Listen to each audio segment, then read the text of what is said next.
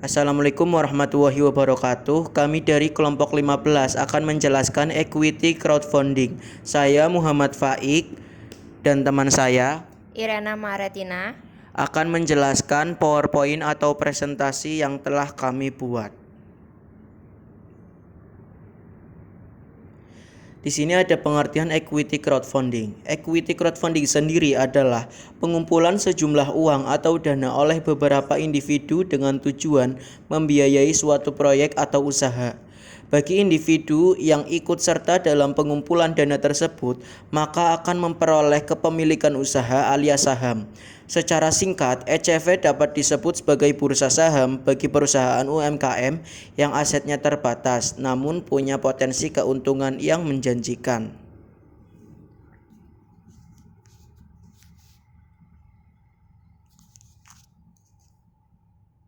Sekilas tentang equity crowdfunding. Equity crowdfunding dimulai dari Undang-Undang JOBS atau Jumpstart Our Business Startup di Amerika, atau di Indonesia dikenal dengan POJK atau Peraturan Otoritas Jasa Keuangan Nomor 37/POJK 04/208 tentang layanan urun dana melalui penawaran saham berbasis teknologi informasi atau equity crowdfunding, memberikan kesempatan bagi semua warga negara untuk berinvestasi di perusahaan pemula. Adanya UU Urun Dana atau Equity Crowdfunding ini menciptakan peluang bagi para perusahaan pemula atau startup untuk mengumpulkan modal yang sangat dibutuhkan dengan cara menggunakan platform crowdfunding. Ada mekanisme kerja equity crowdfunding juga. Penyedia wadah crowdfunding akan melakukan listing bisnis yang membutuhkan investor sehingga pemilik modal dapat memilih bisnis yang akan diberikan modal. Proses pengumpulan dana akan dilakukan hingga mencapai target yang diinginkan investor yang mulai menanamkan modal akan diberikan beberapa syarat dan ketentuan terkait investasi termasuk sistem pembagian keuntungan ke depannya. Misalnya, di kampanye urun dana ini, perusahaan atau startup penerbit ingin melakukan penggalangan dana sebesar 200 juta rupiah. Crowd investor atau pemodal memutuskan berinvestasi di kampanye startup tersebut dan melakukan deposit di portal penyelenggara equity crowdfunding. Perusahaan penyelenggara meneruskan dana tersebut ke startup penerbit. Perusahaan atau startup penerbit menggunakan dana tersebut untuk berbagai macam penggunaan, sama halnya dengan fundraising dengan cara tradisional. Sebagai gantinya, pemodal atau investor akan mendapatkan persen dari ownership di perusahaan penerbit.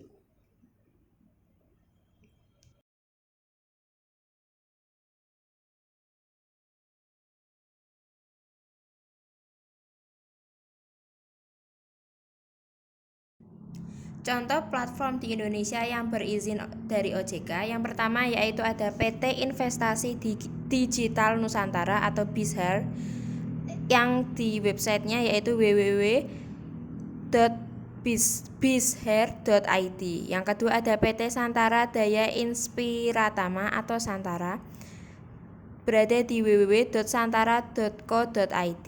Contoh platform di dunia yaitu yang pertama ada Crowdfounder, yang kedua ada AngelList, yang ketiga ada CrowdRise. Statistik yang mendukung perkembangan yaitu PT Santara mengumpulkan dana senilai 95,58 miliar dari 15.171 investor untuk 68 penerbit.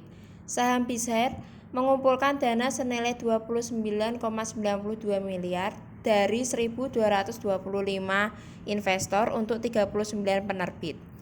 Yang ketiga yaitu Crowddana mengumpulkan dana sebesar 28,4 miliar dari 569 investor untuk 4 penerbit.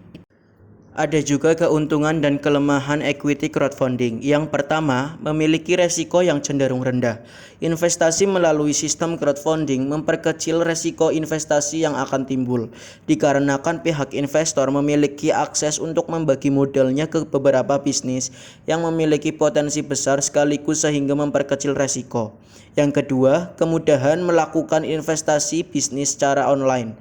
memberikan akses lebih mudah kepada investor untuk menanamkan modal mereka ke dalam berbagai jenis bisnis potensial yang memiliki potensi keuntungan jangka panjang untuk mereka. Akses investasi secara online juga membuat proses investasi menjadi lebih cepat dan mudah.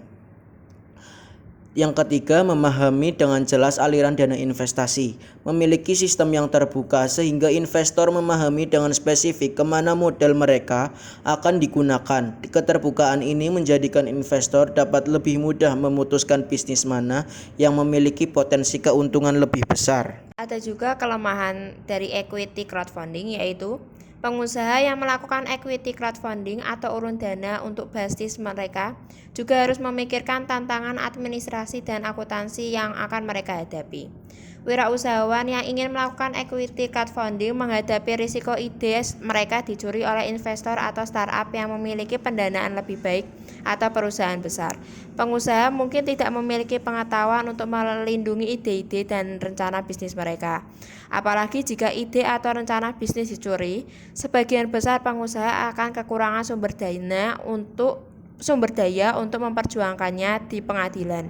Resiko ini dianggap sebagai kelemahan, karena bagian dari mekanisme crowdfunding adalah harus menyajikan ide dan model bisnis di depan umum.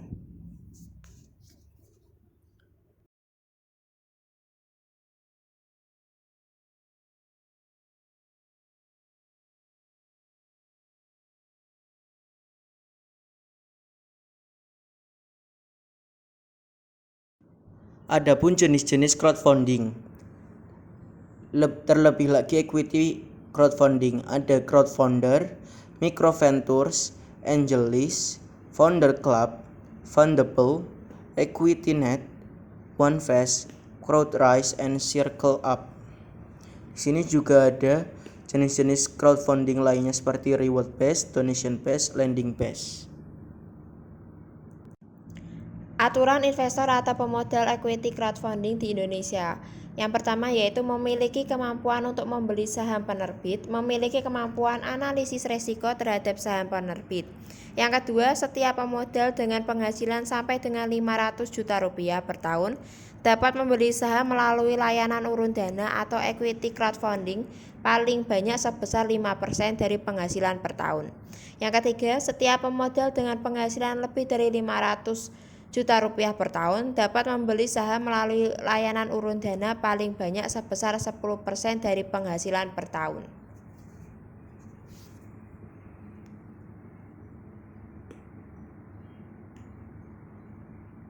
Terima kasih, sekian presentasi dari kami.